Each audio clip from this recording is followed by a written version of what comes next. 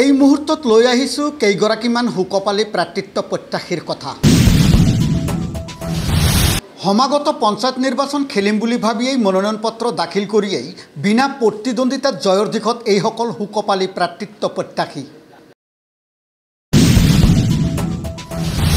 বিনা প্ৰতিদ্বন্দ্বিতাত জয়ৰ দিশত 51 নং ধীৰেশ্বৰ তাৰাঙ্গাপুৰ গাঁও পঞ্চায়তৰ আঞ্চলিক পঞ্চায়তৰ সদস্যা কংগ্ৰেছৰ মনোনীত প্ৰাৰ্থী মিনাৰা খাতুন।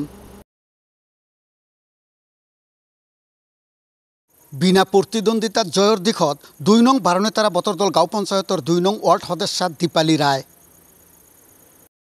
বিনা প্ৰতিদ্বন্দ্বিতাত জয়ৰ দিশত 2 নং বাৰণেতাৰা বতৰদল গাঁও পঞ্চায়তৰ 5 নং ৱাৰ্ড সদস্যা মঞ্জুৰা হৰ।